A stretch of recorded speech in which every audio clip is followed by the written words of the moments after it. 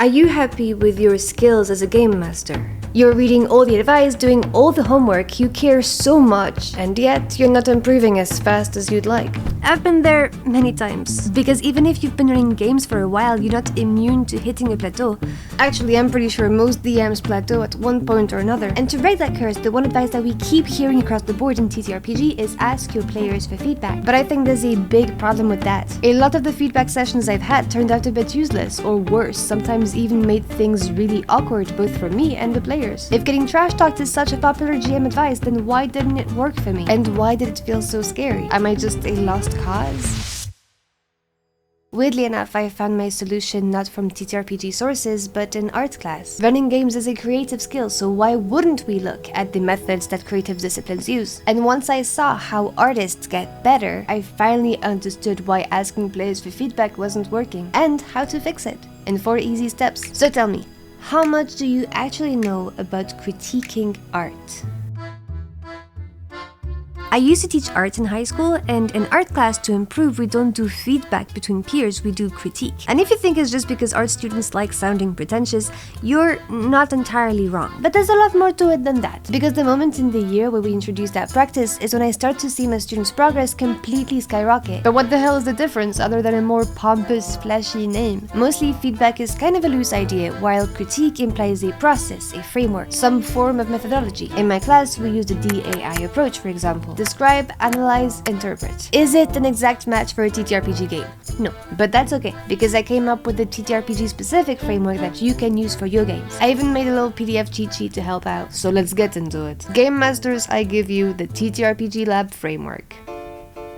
The TTRPG Lab is a little post-session discussion that's inevitably going to improve the TTRPG knowledge of both you and your players. You may have noticed it's not called the feedback framework or even critique. How perceptive of you. Take inspiration. There's a very specific reason for that. This is actually step 0, but it might be the most important one, because without it, everything falls apart. Why do you think so many game masters struggle with asking players for feedback, or don't even want to try it at all? Probably because how terrifying is it to pour your heart and soul into something and ask people to judge or criticize it? I'm not gonna give you a pep talk, because being told that I should be more confident never actually made me more confident. Instead, I'm gonna reframe feedback so it's impossible for it to ever be a criticism of your skills. When we do a critique in class, the goal isn't to judge whether the art piece is good or bad, because that would give my students an aneurysm, but also because to different people with their own tastes and playstyles, good can mean anything, therefore it means nothing. So instead, my students start by describing how they experience a piece. Say they describe the painting as feeling peaceful and still. So we ask why. Maybe it's the very horizontal composition. Maybe it's the color palette that feels warm and has no sharp contrast. Or how soft and fuzzy the strokes look. We're not judging the artist or the art, we're trying to understand what techniques lead to the outcome of calm and still. Everyone learns something that they could use later in their own work. So at the table, we should never be asking, did the GM do a good job? The infinitely more interesting question is, what can we learn together about the craft of TTRPG by using this specific instance as a case study? We dissect together what elements of play lead to what effects, like scientists debriefing together on what they observe in their little experiments. Saying it like this, it almost sounds like tricking your players into feedback by just changing the name. And maybe kinda, but also maybe think about it. The whole idea of feedback in TTRPG comes from a pretty unhealthy hierarchy between GM and players. If we think of feedback as players judging the work of the GM, doesn't it kinda play into the idea that the GM is the only storyteller at the table, the only one with the power to make decisions? In reality, players have just as much responsibility in learning the ropes of the hobby and learning how to engage each other at the table. Ooh, big stretch. And as a bonus, we don't need to worry about offending anyone anymore, because we're not judging anyone's skill, we're analyzing the tools and techniques that make a game, making hypotheses about how the game works and finding the answers together. So let's get into the steps. For the first step of the lab, we simply describe. We try to put words on our own experience of the game. Did the game feel tense, cozy, challenging? I personally like the idea of separating it into categories, combat, pacing, etc. because sometimes it's easier to come up with an answer when the question isn't too broad. You can come up with your own categories, but I'm gonna put on the screen the ones that I like to look at. I don't go through all of those categories every single time. Just pick a couple. Nobody has time for that. Unless you and your group really want to dive deep and make it a whole thing, the whole TTRPG lab should take like 15-20 minutes. Problem problem is we don't always have a lot of vocabulary right away to describe our experience of a game. You ask your players, what did you think of the game? And they say, yeah, it was fun. It's good to know, but it's not very specific, so we don't learn a whole lot. We want to know what it is that made the game fun. An art class critique is a skill that you practice over time. When starting, it could be helpful to just list some possible keywords to pick from. At this point, we're not trying to analyze anything. We're just picking keywords that seem to match our experience. All of us, the GM does it as well. If different people use different keywords, that's fine. It's extra clues. Skip some categories if you don't have any strong thoughts about it. Don't overthink it. Don't spend more time than 2 minutes. But coming up with all those keywords sounds like a lot of work, no? Yes, it does. If you prefer the easy way, I did the work for you already. I made a PDF detailing all the steps in the framework with a bunch of keywords for each category, so you and your players just have to tick boxes. You can get the PDF for free in the description by signing up to the newsletter. I'll send an email from time to time letting you know what's new with the... Actually, I'll take it from you. If this is your first time meeting me, I am known as WINNIFRED, and I have chosen to claim this newsletter as my domain. From time to time, it is I who will infiltrate your inbox with freebies, news, and updates about what goes on here. Which in an age where algorithms and machines seek to dictate what you see and when, is a great way to ensure that you and I can accomplish great things together. You know where to click, and until then, I will be patiently waiting for your arrival.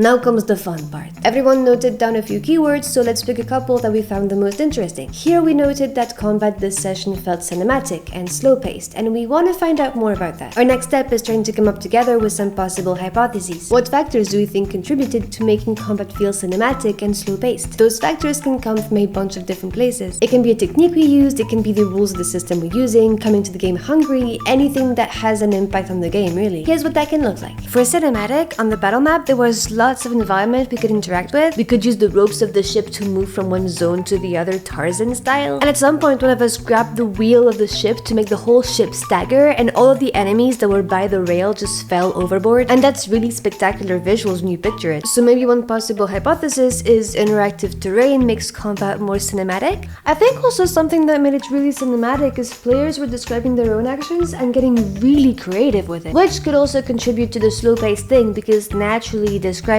things in great details also means longer turns. For slow-paced, I think what played into it too is there were lots of people involved in that fight, so lots of turns, lots of dice, longer rounds. Also, we played pretty late. Combat started at like 10 p.m. Maybe at that time we're getting a bit tired and not too quick on decision making. You don't have to worry about finding the real cause. We're just brainstorming possible leads. Someone at the table can volunteer to write this stuff down, but really just by coming up with these ideas and saying it out loud, we're already learning a lot, which means we can move on to step 3.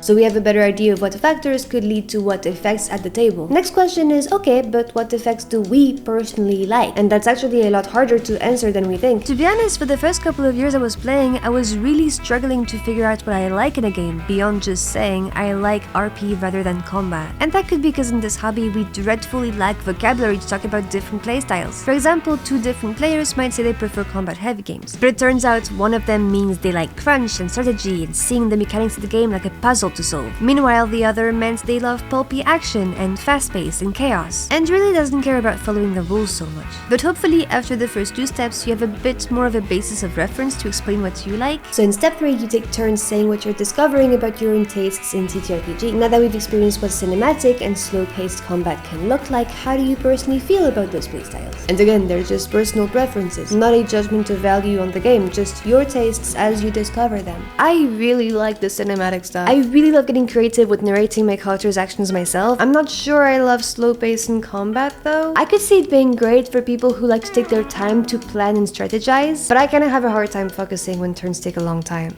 Yeah, I think I like fast pace too. Although I really enjoyed that really emotional moment that Yo Bollock had in the middle of combat when she had this really difficult decision to make. I wouldn't really want to rush this kind of stuff. I think I would enjoy combats where pacing goes fast and then slows down for dramatic impact and then picks up again. I don't love slowing down for looking up rules and doing a bunch of math though.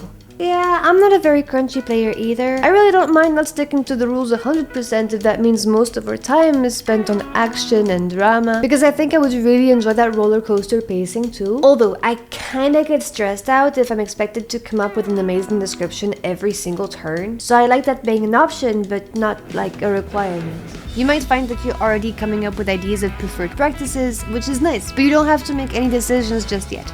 Or ever. For now, the goal is really just sharing your tastes. You're probably not gonna figure them out all at once, and even if you do, your tastes could change over time. That's chill, it's an ongoing process. Behold how much knowledge you've gathered. Now we can transmute this potent knowledge into a world of possibilities. As in, okay, we chat and chat, but like, how can that knowledge be used in practice?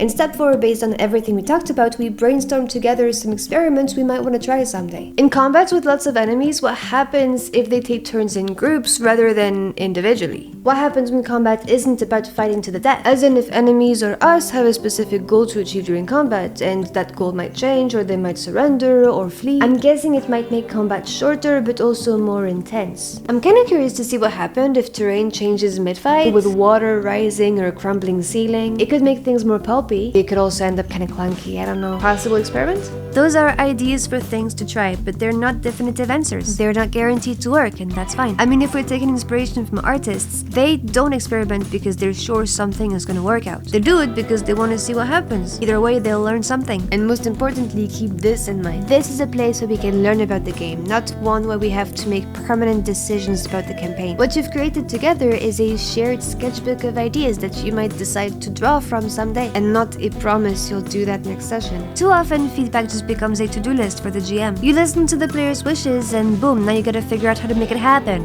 Good luck. As if the GM's skill was the only thing that matters in the game. As if players didn't have anything to bring to the table. As if we weren't all telling the story together. I honestly believe that rituals like these can really help some players find their wings as active storytellers at the table. Realize how much power they have in shaping the story in the game, not just through their characters, but also as storytellers at the table, with their own player techniques to engage other players and create tension and atmosphere. Actually, the way I create my characters today as a player is entirely informed by what I learned as a GM about creating tension or managing player attention and spotlight. The pieces I create are tools or vehicles that I use not just to have more fun, but also to help my GM and other players have more fun as well. If you want to hear more about how I create characters with all that meta in mind, I've got a video on that right there. But on this note, good evening, and may your experiments lead to awesome games, rather than to losing your mind and making your own Frankenstein monster.